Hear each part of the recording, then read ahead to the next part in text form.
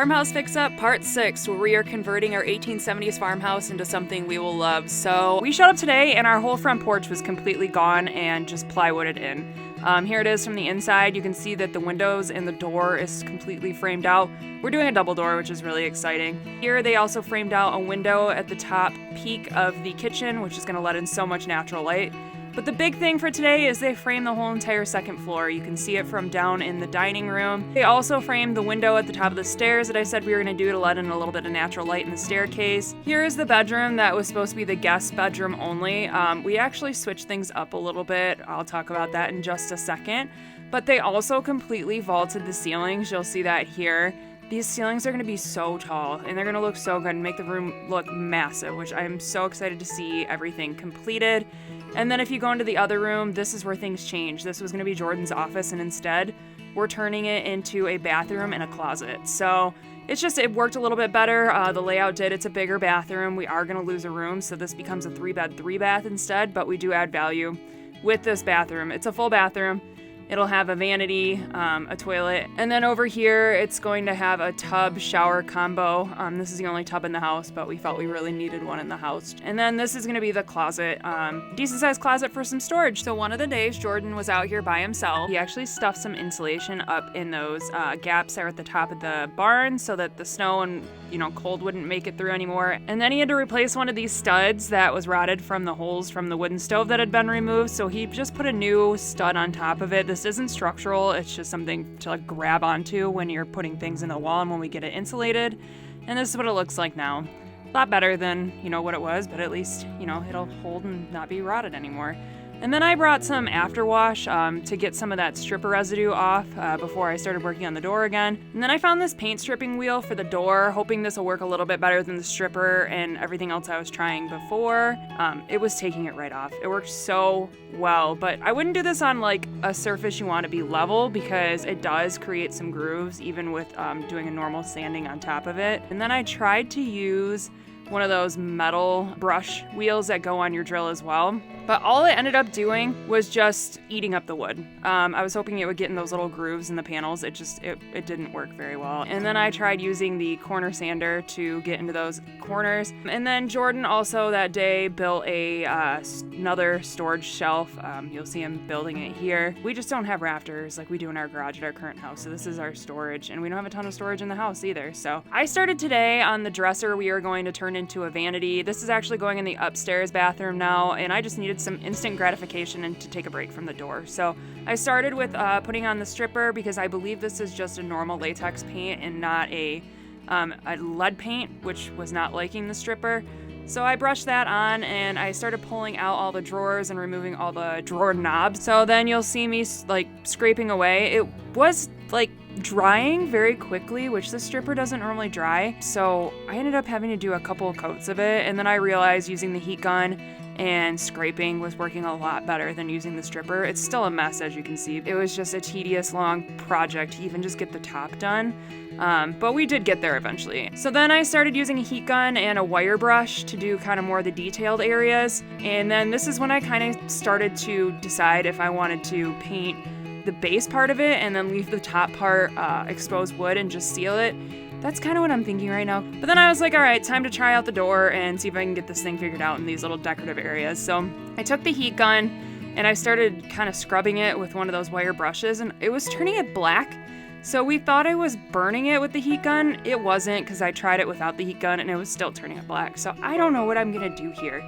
So I took a piece of sandpaper from my sander and started using that. It worked a little bit. Here I am trying with the corner sander again to try and get those areas. And then I am back over here painting on more stripper because I was like, there's some areas that still need a little bit of work that are a little thicker. It ended up working. And then I was like, all right, I got most of it off. We're just gonna sand it. And that's what I ended up doing. So when we showed up today, they had the master suite completely framed up. Here is the bedroom. I believe it's like a 12 by 15 bedroom, which is slightly bigger than what we have right now.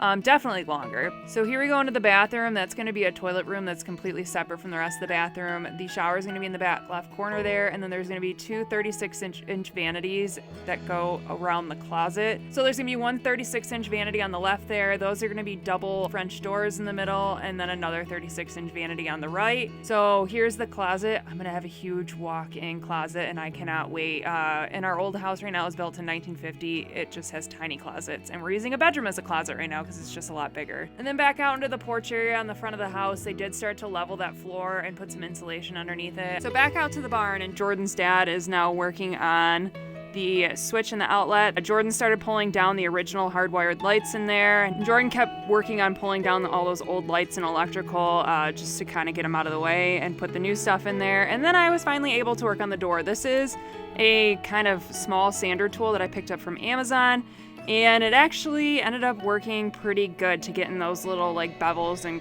you know, more detailed areas on the panels there. Eventually, I ended up though switching over to the Dremel because it did work a little bit better. So then Jordan started hanging lights. He did have the chain a little bit longer, decided he didn't like how it was laying, so he did put them flush to the ceiling, but you'll see him putting up more lights here. They ended up brightening up the space so much. And then Jordan moved on to the lights outside the barn that we decided to put on. We're putting two out there just to give a little bit of ambient light, so when we leave at night or just to have on. So here we are back the next day. I started off with the other side of the door finally, but I was sanding off the finish on the other side of the door. There is a stain on here, and then I got a little frustrated and decided this was taking too long, so I switched back over to that stripping wheel, which worked pretty good. Jordan was finishing up the wiring in the barn for the two outdoor lights that he had added yesterday. And then we're adding LED lights here just to give a little bit more light in that center part of the barn. They work. And then he's adding another light here. There were three if you remember yesterday. This is the fourth light to kind of finish that whole circuit and that one part